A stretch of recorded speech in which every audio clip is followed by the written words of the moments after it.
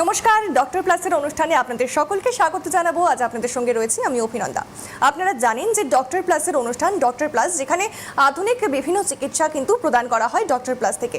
এবং এই অনুষ্ঠানে মূলত ডক্টর প্লাসের অনুষ্ঠানে ডক্টর প্লাসের অভিজ্ঞ চিকিৎসকেরা আসেন এবং বিভিন্ন বিষয় কিন্তু প্রচুর অ্যাডভাইস তারা দেন, যে বিষয়গুলো আমরা ধারণাও করতে পারি না, যে সমস্ত রোগ হতে পারে এবং কীরকম কন্ডিশনে থাকলে কোন সময় আমাদের চিকিৎসকের কাছে যাওয়া উচিত, বিভিন্ন কিছু কিন্তু আমরা জানতে পারি এই অনুষ্ঠানের মধ্য দিয়ে। এবং আজকেও একইভাবে এরকমই একটি বিষয়কে বেছে নেওয়া হয়েছে, যেই বিষয়ে আপনার আমার জানাটা অত্যন্ত জরুরি। কারণ হতে পারে সেরকম কন্ডিশন বা সেরকম অবস্থা আপনার শরীরে রয়েছে, কিন্তু বুঝতে পারছেন না, ভাবছেন যে ঠিক আছে আজকে রয়েছে, কমে যাবে বা যাবো ডাক্তারের কাছে, যে এই সমস্ত চিন্তাভাবনা আমাদের মধ্যে আসে। কিন্তু সেগুলো যে ঠিক না বা কতটা ঠিক বা কোনটা ভুল, আজকে সে বিষয়ে আলোচনা করব। তার আগে বলে রাখবো যে ডক্টর প্লাসের অনুষ্ঠান যাদের নিত্য পছন্দের অনুষ্ঠান, সব সময় যাতে এই অনুষ্ঠান আপনারা দেখতে পারেন, তার জন্য কি করতে হবে, টিভি যেহেতু সবসময় আমরা টিভির সামনে সময় দিতে পারি না, সেক্ষেত্রে হাতে ফোন রয়েছে এবং সেখানে ইউটিউব রয়েছে। ইউটিউবে যান এবং সার্চ করুন, ইউটিউবে গিয়ে CTVN AKD প্লাস, এবং সেখানে দেখতে পারবেন যে লাইভ স্ট্রিমিং চলছে। এবং পরবর্তীকালেও সমস্ত অনুষ্ঠান শুধুমাত্র ডক্টর প্লাসে নয়, সমস্ত CTVN-এর অনুষ্ঠান দেখতে কিন্তু সাবস্ক্রাইব করতে হবে। এবারে বলবো যে কি বিষয় আজকের বিষয়, any type of chronic disease. Chronic disease মানে আপনারা জানেনই যে দীর্ঘমেয়াদী যেই সমস্ত সমস্যাগুলো আমাদের থাকে শরীরে, বিভিন্ন রোগ, সেক্ষেত্রে কি কি রোগ রয়েছে এবং কোনটা কতটা ভয়ানক, কোনটা কোন সময়ে ডক্টরের কাছে যাওয়া উচিত, চিকিৎসকের কাছে যাওয়া উচিত, পরামর্শ নেওয়া উচিত বা ট্রিটমেন্ট শুরু করে দেওয়া উচিত, আজকে আমাদের সঙ্গে যিনি এক্সপার্ট রয়েছেন আমরা কিন্তু তার থেকে আরও বিস্তারিত জানবো। এবং কে রয়েছেন আজকে আমাদের সঙ্গে জানিয়ে রাখবো, doctor Suprakash Talukdar, consultant ayurvedic physician. ডক্টরকে স্বাগত জানাবো আজকের অনুষ্ঠানে। এবং যেই আজকের টপিক অত্যন্ত গুরুত্বপূর্ণ, তার কারণ any type of chronic disease. প্রথমেই জানতে চাইবো যে এই যে ক্রনিক ডিজিজ বলতে আমরা কি বুঝবো এবং তার পাশাপাশি কি কি রোগ তার মধ্যে পড়তে পারে। নমস্কার। অ্যাকচুয়ালি ক্রনিক ডিজিজ বলতে পেটের গণ্ডগোলটা নিয়ত হয়। পেটের গণ্ডগোলে আমসা হতে পারে, ইনডাইজেশনের প্রবলেম হতে পারে, স্কিনের প্রবলেম হতে পারে। হ্যাঁ, এছাড়া দেখা যায় যে আজকালকার যে সমস্ত রোগগুলো আছে তার মধ্যে একটা রোগ খুব মানুষের মধ্যে মারাত্মকভাবে দেখা দিচ্ছে, যেটা হচ্ছে ফ্যাটি লিভার বা ফার্স্ট গ্রেড ফ্যাটি লিভার। তারপর মানে লিভারে ফ্যাট জমে যাওয়ার জন্য, সিক্রেশনগুলো ভালো না হওয়ার জন্য আমাদের ইনডাইজেশনের প্রবলেমটা দেখা যাচ্ছে এবং এর থেকে আমসা হচ্ছে। এর থেকেই সমস্ত রোগগুলো মূলত দেখা যায়, অম্বল, গ্যাস, অ্যাসিডিটি। এ তো নিত্য নৈমিত্তিক ব্যাপার, মানে একটা দিয়ে শুরু হচ্ছে এবং একটার পর একটা চলছে। মূলত পেট থেকেই সমস্ত ক্রনিক ডিজিজগুলো আসছে। তাহলে আমাদেরকে প্রথমেই ক্রনিক ডিজিজগুলোকে ভালো করতে গেলে আমাদের কিছু প্রিকশন, কিছু ভালো তথ্য যেগুলো আয়ুর্বেদের মধ্যে রয়েছে সেগুলো পালন করা উচিত। কিন্তু আমরা সেগুলো পালন করি না বলেই আজকে আমাদের এত সমস্যাগুলো হচ্ছে। একদমই তাই। তার মধ্যে আপনি যদি জানতে চান যে কি করা উচিত বলতে, আমরা যদি মানে সকালবেলা ঘুম থেকে উঠলাম, পায়খানা বাথরুম শেষ করলাম, পায়ের তলায় নাভিতে তেল দিয়ে স্নানটা করে নিলাম, স্নানের পরে যদি 1 গ্লাস জল পান করলাম, টিফিন খাওয়ারের পরে আমরা যদি একটু ধনে ভাজা খেতে পারি, টিফিনের সাথে যদি 6টা করে গোলমরিচ খাওয়া যায়, এইগুলো করলে কি হবে, আমাদের ইনডাইজেশনের প্রবলেমটা মূলত পেটের গণ্ডগোল, অম্বল, গ্যাস, অ্যাসিডিটি এগুলো সব চলে যাবে। এবং এই ধনে ভাজা গোলমরিচ অত্যধিক মূল্যবান জিনিস, আমরা আজকে এটা ব্যবহার করি না ম্যাক্সিমাম লোক। এটা করা উচিত, করলে আপনার প্রবলেম অনেক সলভ হয়ে যাবে। এই যেমন আপনি বললেন যে নাভিতে তেল দেওয়ার বিষয়টা, যেটা আগেকার দিনে কিন্তু এগুলো মানুষজন করতো এবং এখনকার দিনে সেরকম একটা করছে না, কিন্তু মানে সেই জন্য এখনকার দিনে রোগ ব্যাধিগুলো আরো বাড়ছে মাত্রাতিরিক্ত। সেক্ষেত্রে এটাও একটা বেশ ভালো। এই ক্ষেত্রে যদি আপনি আরেকটু যদি এগিয়ে যান, মানে এটাকে কি করতে হবে, যে আমি বললাম স্নানে যদি আমি স্নানের আগে পায়ের তলায় আর নাভিতে যদি তেল দিয়ে দিই, তাহলে আমার চুল একটা উঠবে না, প্রথম কথা। 1 নম্বর, সর্দি, কাশি, জ্বর ইত্যাদি হবে না, এবং কিডনি গলব্লাডারে স্টোন হবে না। এই যে আমাদের আয়ুর্বেদে 80 রকম বাতরোগ আছে, এই বাতরোগগুলোও আপনার আসবে না, অর্থাৎ ব্যথা বেদনাগুলো, ইভেন সুগার পর্যন্ত আসবে না। অতএব প্রত্যেকেই বসে চান করা উচিত এবং পায়ের তলায় নাভিতে তেল দিয়ে স্নান করা উচিত। এবং স্নানের পরে মাস্ট জল পান করলে হার্টে ব্লক জীবনে হবে, মানে স্নানের পরে মাস্ট বসে 1 গ্লাস জল পান করা উচিত। আচ্ছা, মানে বসে জল পান করা। আমরা তাড়াহুড়োয় দাঁড়িয়ে জল খাই, সেটা ওটা কোনো কাজেই লাগছে না। অ্যাকচুয়ালি জলের নাম জীবন, আমরা জীবনটাকে ঠিকভাবে নিচ্ছি না বলে আরো রোগগুলো আসছে আমাদের কাছে। আচ্ছা, সেক্ষেত্রে তাহলে আমরা অনেক সময় কিডনির এরকম ক্রনিক সমস্যা দেখা যায়, দীর্ঘমেয়াদী সমস্যা, তাহলে সেগুলো কেন হচ্ছে? প্রথম কথা ফাস্টফুড, দ্বিতীয় কথা কেমিক্যাল জাতীয় মশলা। এই কেমিক্যাল জাতীয় মশলাগুলো খাওয়ার জন্য আমাদের এই সমস্যাগুলো মেনলি হচ্ছে। এবং এবারে এই যে দীর্ঘমেয়াদী যে সমস্যাগুলো, যেগুলো এখনকার দিনে আমাদের খুব বেশি ভোগাচ্ছে, তার মধ্যে আর মূলত কি কি সমস্যা, মানে একদম প্রচুর পেশেন্ট নিশ্চয়ই আপনার কাছে আসে, সেক্ষেত্রে মূলত কি কি সমস্যা নিয়ে সবার আগে আসে? প্রথম মানে কথা বেশি সংখ্যাটা ম্যাক্সিমাম হাঁটু ব্যথা, ম্যাক্সিমাম হাঁটু ব্যথা, কোমরে ব্যথা, আদা ওজন বেশি, এমন কিছু দেখা যাচ্ছে আর কি। আচ্ছা, এই যে আয়ুর্বেদ, যেটা আমরা জানি যে প্রাচীনতম একটা চিকিৎসা পদ্ধতি, সেক্ষেত্রে আয়ুর্বেদ কিভাবে এই ক্রনিক এই যে রোগগুলো, দীর্ঘমেয়াদী রোগগুলোকে কমাতে পারে সেটা কি? মানে যে বিজ্ঞানে আয়ু এবং জ্ঞান, আয়ুষ সম্বন্ধী যে জ্ঞানগুলো আছে, এই জ্ঞানটা আমরা আয়ু সম্পর্কে যে জ্ঞানগুলো আমরা ব্যবহার করছি সেগুলো হচ্ছে আয়ুর্বেদ থেকে আমরা পাচ্ছি। এটাকে আমরা যদি পরপর গুছিয়ে ব্যবহার করতে পারি তাহলে আমাদের অনেক রোগ ব্যাধি হবে না। ও রোগ ব্যাধিগুলোকে আটকাবার জন্য, এই যেমন আপনি বললেন ক্রনিক, মানে সাইলেন্ট ক্লিয়ারও বলতে পারেনি যে কিডনির সমস্যা, ঘরে ঘরে কিডনির সমস্যা আজকাল হচ্ছে। তো কিডনির সমস্যাকে ভালো করতে গেলে ফাস্টফুডটাকে প্রথম অ্যাভয়েড করতে হবে, আর সহজপাচ্য এমন খাবার দাবারগুলো আমাদের খাওয়া উচিত যেটা আমাদের সহজে হজম হয়ে যাবে এবং কিডনির উপর চাপ পড়বে না, এবং বসে জলপান করাটা একদম মাস্ট। আর খাওয়া দাওয়ার সময় জল না খেয়ে যদি আধ ঘন্টা বা 40 মিনিট পরে আমরা খাওয়া দাওয়ার পরে জলটা খেতে পারি তাহলে বেশি ভালো, এবং যখনই জল খাবো বসে জল খাবো।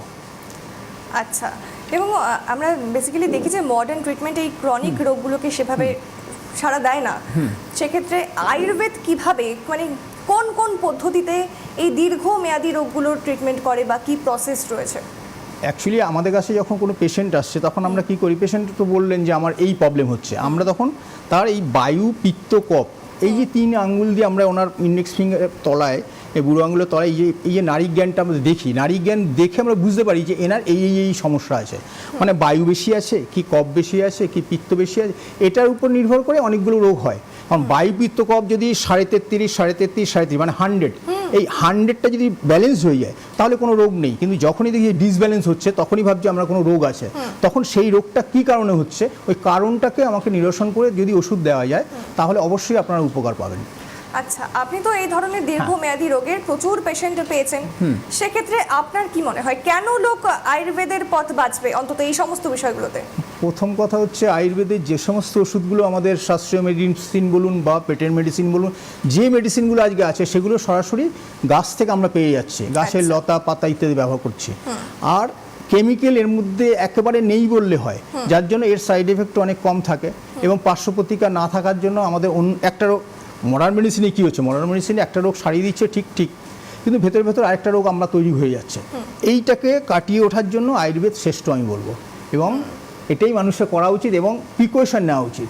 প্রথম কথা প্রিকশন, স্নানের নিয়মটা ভালো করে করা উচিত, খাওয়া দাওয়ার পরে ধনে ভাজা খাওয়া উচিত, খাবারের সঙ্গে গোলমরিচ খাওয়া উচিত, এবং তাড়াতাড়ি মানে যেমন দুপুরে 12টা 12:30 1টার মধ্যে খেয়ে নিতে পারলে খুব ভালো, সকালটা যদি 9টা 9:30টার মধ্যে যদি টিফিনটা করে ফেলতে পারলে ভালো, রাত্রেবেলা যদি 10টা 10:30 এর উপরে করা উচিতই না। আর আমরা কি করি, আমরা দিনের বেলা বেশি না খেয়ে রাত্রেবেলা বেশি খাচ্ছি, আর রাত্রেবেলা কী হয়, রাত্রেবেলা আমাদের সিক্রেশনগুলো কম হচ্ছে, কম হয়ে যাওয়ার জন্য বদহজম, ইনডাইজেশন ইত্যাদিগুলো বেশি হচ্ছে, আর এই কারণেই আমরা বেশি মোটা হয়ে যাচ্ছি, লেথার্জি ভাব আসছে, বিভিন্ন রোগগুলো আসছে।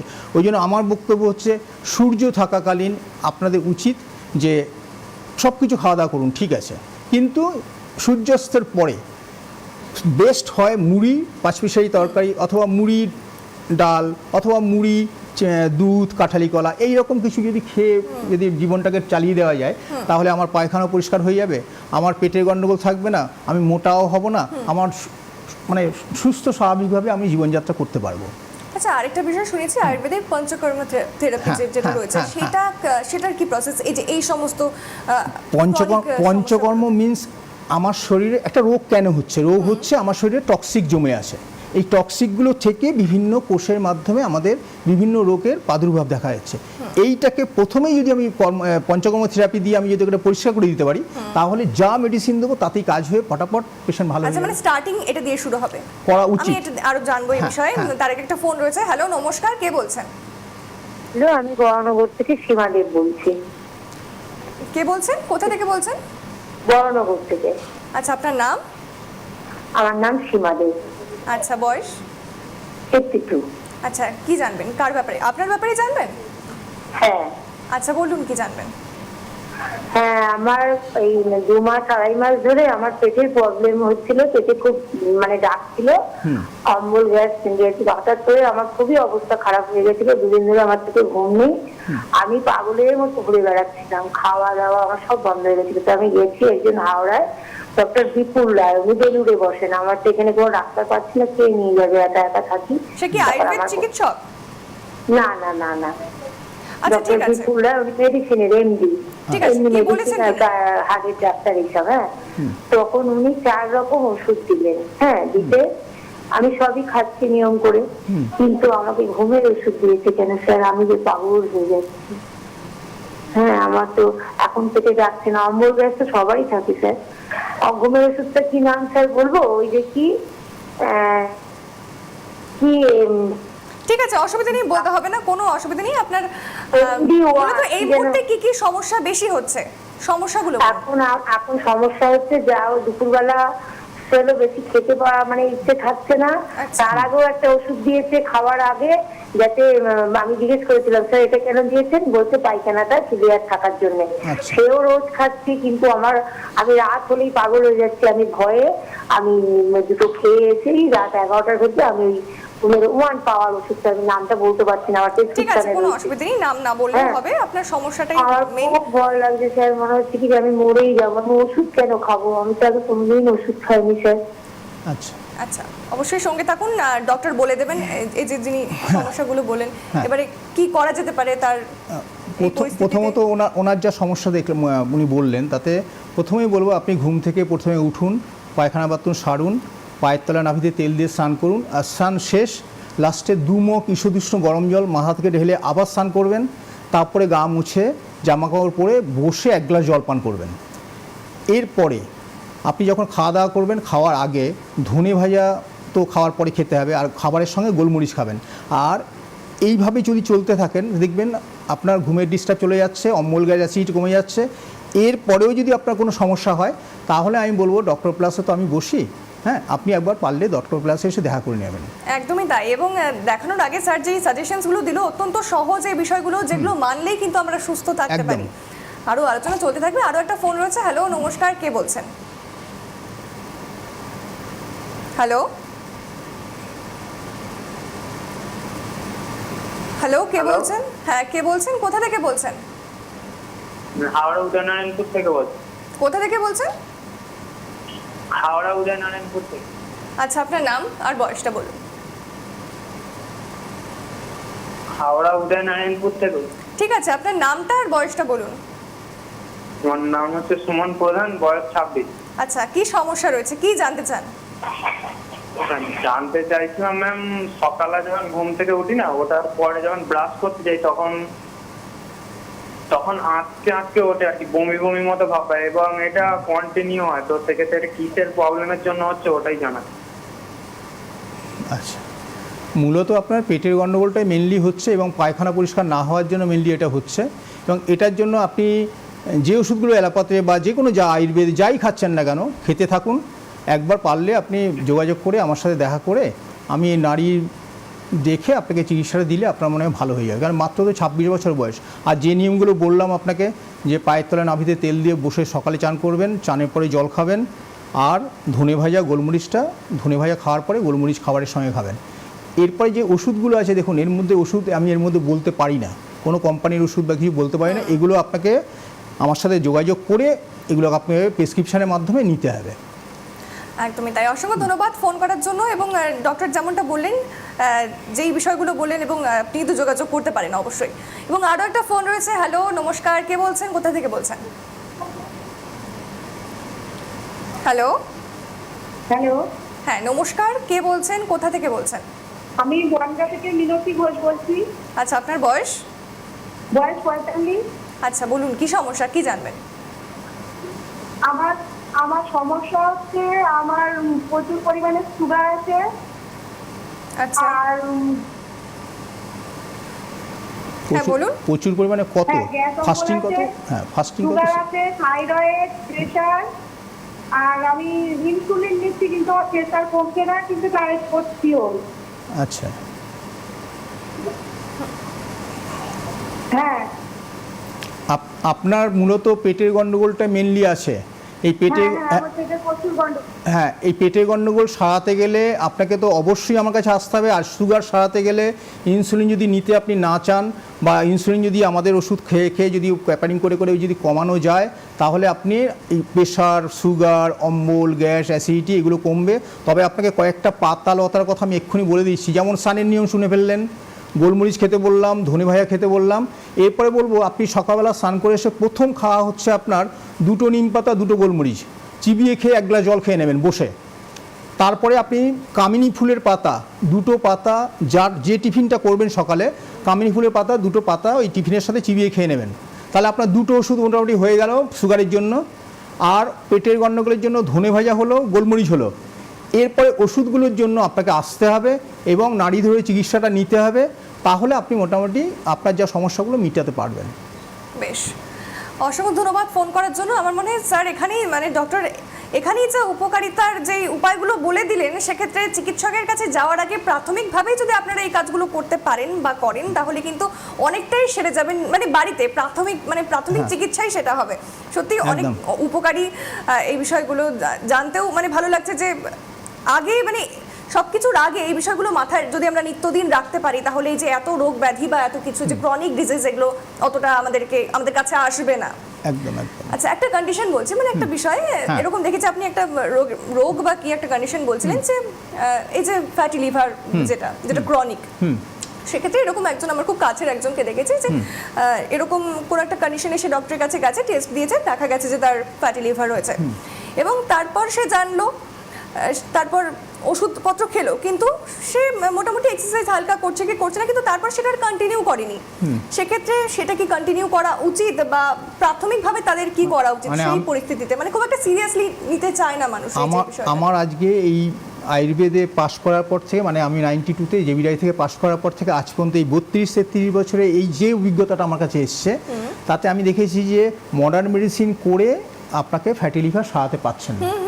সেই ক্ষেত্রে আয়ুর্বেদ ডাক্তারের কাছে, মানে বিশেষ করে আপনি ডক্টর প্লাসে এসে আমায় যদি দেখান, আমি আপনাকে উইদিন 3 to 4 মান্থসের মধ্যে আপনার নর্মাল করে দিতে পারবো। এবং সেটা আপনি পরীক্ষিত, মানে আপনি পরীক্ষা করে নেবেন। প্রথমে আপনি আপনার পরীক্ষা করে ল্যাবরেটরিতে পরীক্ষা করে এলএফটি করে এলেন আমার কাছে একবার, 3 মাস পরে আবার একটা এলএফটি করলেন, দেখবেন আপনার এইচজিওটি এবং এইচজিপিটি নর্মাল হয়ে গেছে। তখন আপনার ফ্যাটি লিভার বলে কিছু থাকবে না। এবং ফ্যাটি লিভার যদি কারোর থাকে তাহলে কি হতে পারে?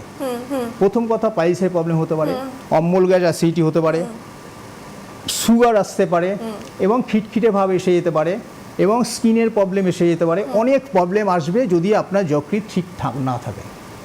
আচ্ছা, মানে যে বিষয়গুলোকে প্রথমে মানুষজন সিরিয়াসলি নিতে চায় না, এই যে বিষয়গুলো তো রয়েই যায় শরীরে, সেগুলো একটা সময় আরেকটা সমস্যা হয় কি জানেন তো, প্রপার কোথায় গিয়ে ওনারা চিকিৎসাটা পাবেন, এটা হচ্ছে সবচেয়ে বড় সমস্যা। কারণ হচ্ছে ম্যাক্সিমাম জায়গাতে ডাক্তারের কাছে যাচ্ছেন, দেখা যাচ্ছে উনি ডাক্তারই না, ওনার কোয়ালিফিকেশনটা ফেক, এবং উনি চিকিৎসা বলতে কিছু জানেনই না।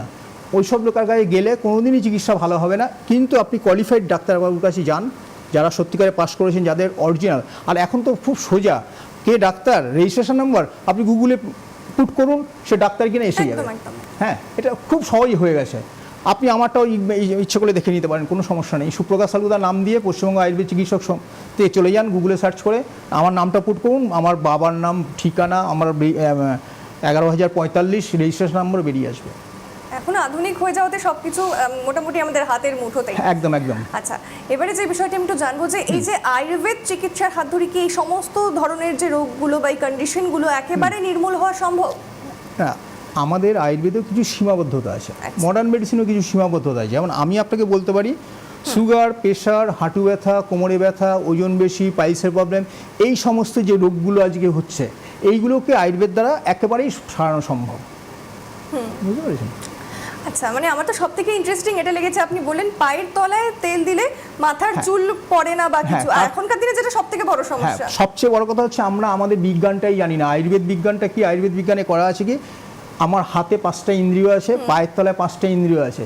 এই ইন্দ্রিয়কে যদি আমি তেল দিয়ে দিই, তাহলে আপনার ওই তেলটা মানে ম্যাগনেট আর কাঁচা লোহা, মানে যেটা লোহা আপনি আর ম্যাগনেট, আপনি কাছে আনলে বুঝতে পারবেন কোনটা লোহা কোনটা ম্যাগনেট। ঠিক আমাদের পায়ের তলায় তেল দিলে ম্যাগনেটের মতো ফিল্ড তৈরি হয়, তাতে পৃথিবীর সাথে আমাদের আকর্ষণ বলটা থাকে। আর পৃথিবীর সাথে যার যত বেশি আকর্ষণ বল থাকবে তার তত বডি থেকে নেগেটিভ সাইডগুলো সব বেরিয়ে যাবে, রোগ ব্যাধি কম হবে। আপনি গ্রামের দিকে যান, কম রোগ ব্যাধি পাবেন, কারণ তারা জুতোই পরে না, সবসময় মাটির সাথে মিশে থাকে, খুব কম রোগ। যত রোগ আমাদের শহর অঞ্চলে বেশি দেখা যাচ্ছে। একদমই তাই। তো গ্রামাঞ্চলে তো একদম ফ্রেশ হাওয়া থেকে হ্যাঁ, শুরু সেটা করে তো একটা সমস্ত আছে। একদম আর তারপর পৃথিবীর সাথে তাজা। খুব একেবারে যোগাযোগটা খুব বেশি আছে। আচ্ছা, এবং এই বিষয়ে একটা আমি প্রশ্ন রাখবো, এই যে আয়ুর্বেদ চিকিৎসা অবশ্যই প্রাচীনতম একটা চিকিৎসা পদ্ধতি একদম। এবং অনেকটাই সহায়তা করে এবং সহায়তা করে আমরা জানি। তো সেক্ষেত্রে এই যে এই ধরনের রোগগুলো মোটামুটি প্রচুর পেশেন্ট আপনার কাছে এসছে, কাদের সমস্যাটা বেশি হয়, যে দীর্ঘমেয়াদী সমস্যাগুলো কোন এজের মানুষরা বেশি আসে? অ্যাকচুয়ালি 40-র পর থেকে মেনলি আসতে আরম্ভ করে। আচ্ছা 40 থেকে 60-র মধ্যে সাধারণত এরকম দেখা যাচ্ছে। আচ্ছা, মানে তাদের ক্ষেত্রে এরকম দেখা গেছে কি, মানে প্রথম দিকে আসলে একরকমভাবে তাদেরকে ট্রিটমেন্ট দেওয়া হয় এবং পরের দিকে নিশ্চয়ই একটু প্রবলেম হবে কিছু, সেই দিকে মানে কমপ্লিকেশনসগুলো কতটা মানে চ্যালেঞ্জিং? অ্যাকচুয়ালি আয়ুর্বেদ তো ওরকম করে বলে না। আয়ুর্বেদ বলে আপনার রোগ হয়েছে তার জন্য আপনাকে ওষুধ দেবো, কিন্তু আপনার রোগ হয়নি, যাতে সুস্থ থাকেন তার জন্য যদি প্রিকশনটা আপনি আমার কাছে একজন পেশেন্ট এসেছেন, কিন্তু আপনি আর বাড়ির তো সবাই তো আসবেন না, আমি সঙ্গে সঙ্গে বলে দিচ্ছি যে এই প্রিকশনগুলো আপনার বাড়ির সবাই করবেন, তাহলে কি হবে, কোনো রোগী আপনার কাছে আসবে না। আচ্ছা, মানে রোগ হওয়ার আগে থেকে প্রিকশনটা নেওয়া উচিত। বেশ, আমি আরো জানবো এই বিষয়টা নিয়ে। একটা ফোন রয়েছে। হ্যালো, নমস্কার, কে বলছেন, কোথা থেকে বলছেন? নমস্কার, বহরমপুর থেকে বলছি। আচ্ছা, বলুন কি নাম আর Hello. বয়সটা বলুন। হ্যালো, হ্যাঁ, হ্যালো, নমস্কার, নমস্কার। আপনার নাম আর বয়সটা বলুন। আমার নাম হচ্ছে চিত্রা দাস। হ্যাঁ, আর আরেকবার বয়স বলুন। হচ্ছে 45। চিত্রা দাস, চিত্রা দাস। আচ্ছা, আর বয়স? 45। 45। আচ্ছা, কি সমস্যা রয়েছে, কি জানবেন? আমার সমস্যা হচ্ছে প্রচন্ড পরিমাণে যে ঠান্ডা লাগলে আমার নাম দুটো ধরে যায়, ওই নাকের দুপান ধরে যায়, আর প্রচন্ড পরিমাণে কাশি হয়। এই কাশিটা কমতে চায় না, খুব খুব খুব করে প্রচন্ড কাশি হয়। আর মানে হাই প্রেশার আমার আছে, প্রেশার ওষুধটা আমি যদি খাই, কিন্তু আমার এই ঠান্ডা লাগলেই আমার এই সমস্যাটা হয়, নাকে নিঃশ্বাস প্রশ্বাস কষ্ট হয় আর প্রচন্ড কাশি। আপনি কালকে সকালবেলা ঘুম থেকে উঠে প্রথমেই আপনার কাজ হচ্ছে পায়ের তলায় নাভিতে তেল দেওয়া, বসে চান করা, চান করে সে এক গ্লাস জল পান করা। কিন্তু চান করার পরে কি করবেন, চান নর্মাল হয়ে গেল, এবার 2-3 মগ ঈষদুষ্ণ গরম জল, তার মধ্যে 2টো পাতিলেবুর রস দিয়ে ওই জলটা মাথা থেকে ঢেলে আবার স্নান করবেন। স্নানের পরে জলটা পান করবেন, 3 দিন করুন, আপনার এই কানে ব্যথা, কাশি, সর্দি সব চলে যাবে। আর অন্যান্য প্রবলেমগুলোর জন্য যেগুলো আপনি করেছেন, আগেও শুনেছেন হয়তো, ধনে ভাজার কথা বলেছি খাওয়ার পরে খেতে, গোলমরিচ 6টা সকালে, 6টা দুপুরে, 6টা রাত্রে একটা একটা করে খাবারের সাথে চিবিয়ে খাবেন। আর আপনার বয়সটা আমি বুঝতে পারলাম না কত, 45, তার মানে আপনার দাঁত তো অবশ্যই আছে, তাহলে গোটাই চিবিয়ে খাবেন, এতে অনেক উপকার পাবেন। কিন্তু এর পরেও যদি কোনো অসুবিধা হয়, আমাদের একটা শাস্ত্রীয় মেডিসিন আছে মহালক্ষ্মী বিলাস, সকালে একটা বিকেলে একটা, 1 সপ্তাহ খেয়ে নিন, আপনার এই সমস্যা থাকবে না। বেশ, অসংখ্য ধন্যবাদ ফোন করার জন্য। আজকে সত্যিই অত্যন্ত গুরুত্বপূর্ণ বিভিন্ন বিষয় নিয়ে আমরা জানতে পারছি এই এপিসোডের মাধ্যমে, কারণ সেরকমই একটি বিষয় আমরা বেছে নিয়েছি। আচ্ছা, আমি একটা বিষয় জানবো যে এই মহিলা যিনি ফোন করলেন আমাদের একটু আগেই, আমাদের দর্শক, সেক্ষেত্রে এই যে সমস্যাগুলো, যে ঠান্ডা লাগার বিষয়টা, এটা নিয়ে আমি একটু জানবো, কিন্তু তার আগে একটু ফোন রয়েছে। হ্যালো, নমস্কার, কে বলছেন, কোথা থেকে বলছেন? নমস্কার ম্যাম, নমস্কার। আমি দিলীপ পন্ডা বলছি, রাজরামপুর গাড়ুঘাটা থেকে, পূর্ব মেদিনীপুর। আচ্ছা, আপনার বয়স? বয়স 42 বছর। আচ্ছা, কি জানবেন বলুন, কি সমস্যা রয়েছে? আমার হচ্ছে যে শিরের কিছুক্ষণ দাঁড়িয়ে থাকলে, মানে দাঁড়িয়ে থাকলে যন্ত্রণা হয়, কিনকিন করে শিরে আর কি। দাঁড়িয়ে থাকলে যন্ত্রণা হয়? কোথায় কোথায় হ্যাঁ। কোথায় যন্ত্রণা হয়? পায়ে? না, মেরুদণ্ডে। মেরুদণ্ডে। আচ্ছা আচ্ছা আচ্ছা, দেখুন ভাই, এই যে আপনি হ্যাঁ, আর কিছু বলবেন? কোমর থেকে এক কড়ার মাঝে, দুটো গাঁটের উপরে। আপনি অনেক দূরে থাকেন, পূর্ব মেদিনীপুর অনেকটা দূরে থাকেন, কিন্তু আমি আপনাকে তাও বলবো, যদি কষ্ট করে একবার আমাদের বিরাটির সিটিভিএন যে ডক্টর প্লাস যে অনুষ্ঠানটা হচ্ছে যেখানে, তার কাছেই আমার চেম্বার আছে, মানে ডক্টর প্লাসের চেম্বার, একবার এসে দেখা করুন। আশা করি আপনার এই বয়সে এটা থাকবে না, এইটুকু আপনাকে বলতে পারি। কিন্তু যে নিয়মগুলো করতে বললাম সবার জন্য, সেটা সবার জন্য, কিন্তু আপনার যেহেতু দাঁড়িয়ে থাকলে মেরুদণ্ডের ব্যাপারটা হয়, তার মানে আপনার নার্ভের কোনো প্রবলেম আছে, ওটা না দেখলে বোঝা যাবে না, এবং এখান থেকে সেরকম করে অ্যাডভাইস দেওয়া যাবে না। প্রাথমিকভাবে কোনো টিপস দেওয়া যেতে প্রাথমিক বলতে ওইগুলো তো করবেনই। আচ্ছা আচ্ছা। স্নানের নিয়মটা সবার জন্য সকালবেলা, সবার স্নানের পরে জল পান করা সবার জন্য, ধনে ভাজা গোলমরিচ সবার জন্য। আচ্ছা। আর শুধু যদি আপনি ডিম, চিনি, কোল্ড ড্রিঙ্কসটা না খান তাহলে খুব ভালো। আচ্ছা আচ্ছা, বেশ, অসংখ্য ধন্যবাদ ফোন করার জন্য। এবং ডক্টর যেমনটা বললেন, যদি পসিবল হয় তাহলে একবার আসুন, ওনার সঙ্গে দেখা করুন, এবং উনি কিন্তু বললেন যে শাড়ি দেওয়া সম্ভব হবে এই পরিস্থিতি যেটা রয়েছে আপনার। না, শুধু তা না, ওনার ক্ষেত্রে আমি আরেকটা কথা বলছি, উনি আমার চেম্বারে ঢুকবেন, বেরোবার সময় আনন্দ নিয়ে বেরোবেন, এইটুকু ওনাকে বলতে পারি। মানে ওনাকে আমি যদি আধ ঘন্টা তারপরে দাঁড় করিয়ে রাখি, উনি আর মেরুদণ্ডে ব্যথা পাবেন না। আচ্ছা, বাহ, তাহলে তো হয়ে গেল একদম শুরুতেই সমাধান।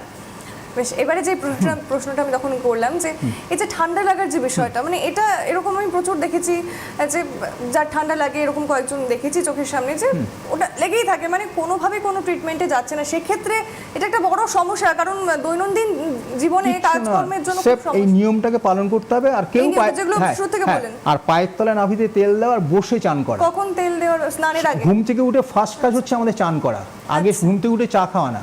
আচ্ছা। ঘুম থেকে উঠে ফার্স্ট আমার তলপেটে যে স্টুলটা আছে ওটাকে পাস করিয়ে দেওয়া, তারপরে আমি পুরো পরিষ্কার হয়ে গেলাম, আমার মন প্রাণ একদম শান্ত হয়ে গেল, এরপরে আমি যদি জল খাই খুব ভালো হবে।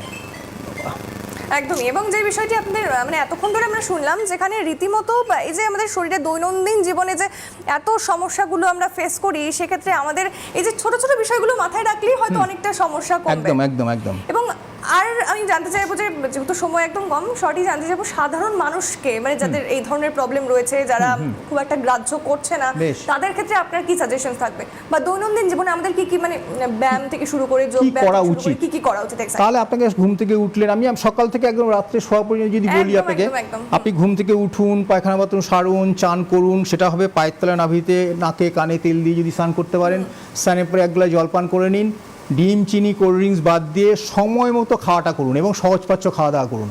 আর যদি ব্যথা বেদনা থাকে, যদি সুগার থাকে, কামিনী পাতা অবশ্যই খেতে হবে। আর যার সুগার খুব বেশি আছে, তাকে প্রথমেই খাওয়া হচ্ছে, ঘুম থেকে উঠলেন, চান করলেন, 2টো নিম পাতা, 2টো গোলমরিচ। আর রাত্রে শোয়ার আগে যদি আপনার যাদের খুব কনস্টিপেশন আছে, পায়খানা ভালো বসে হচ্ছে, প্লেন হর্তকি গুঁড়ো, আপনি যদি হর্তকি গুঁড়ো করে রেখে 1 চামচ হর্তকি গুঁড়ো রাত্রেবেলা শোয়ার সময় গরম জল দিয়ে খেয়ে নিতে পারেন, আপনার মাউথ টু রেকটাম পুরো প্যাসেজটা পরিষ্কার হয়ে যাবে। তাহলে তো আপনি ভালো থাকবেন, আর খিদিটিও নর্মাল হবে, স্কিন ভালো থাকবে, লিভারও ভালো থাকবে, কোনো সমস্যা নেই। আচ্ছা, মানে যাদের এই সমস্যাগুলো আছে তারা তো করবেই, এবং সাধারণ লোক সবসময় করতে পারেন, সাধারণ লোক সবসময় করতে পারেন। সেক্ষেত্রে যে ব্যায়াম, যোগ ব্যায়াম, এক্সারসাইজ, এটা একটা খুব ইম্পর্টেন্ট বিষয়, সেটাও কি এর পাশাপাশি করা যেতে পারে, বা কি ধরনের যোগ ব্যায়াম আপনি কি সাজেস্ট করবেন? ব্যাপারটা হচ্ছে, দেখুন, আমরা তো জানি খাওয়া দাওয়ার পরে বজ্রাসন করা উচিত। বজ্রাসন করলে কি হবে, আমাদের ডাইজেস্ট পাওয়ারটা খুব ভালো হবে।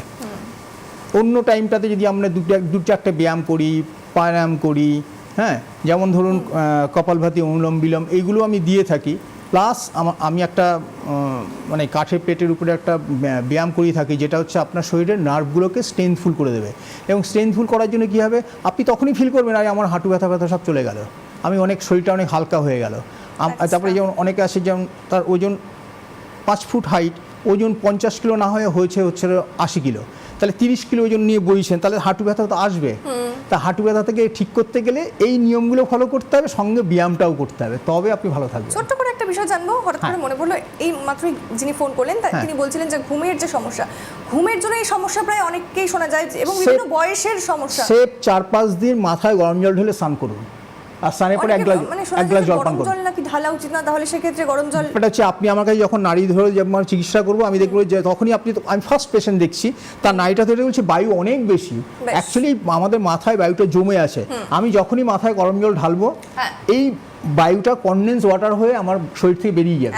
তাহলে আমি দিন মানে 1 সপ্তাহের মধ্যে প্রতিদিন 1 ঘন্টা করে ঘুমের পরিমাণ বেড়ে 24 ঘন্টার মানে 7 দিন পরে দেখা যায় 1 ঘুমে সকাল হয়ে যাচ্ছে। একদমই তাই। যেই বিষয়টা আমরা মানে এতদিন ভুল একটা অনেকেই ধারণা রয়েছে গরম জল মাথায় দিতে হয় না, সেটা কিন্তু একেবারেই ভুল। আজকে মোটামুটি আমরা অনেকটা জানলাম, এবং আজকের মতো যেহেতু একদম হাতে সময় নেই, হয়তো আরও জানতাম, তাই অনুষ্ঠান আজকে এখানেই শেষ করছি। এতক্ষণ আমাদের সঙ্গে থাকার জন্য অসংখ্য ধন্যবাদ আপনাদের সকলকে। ধন্যবাদ ডক্টর। নমস্কার।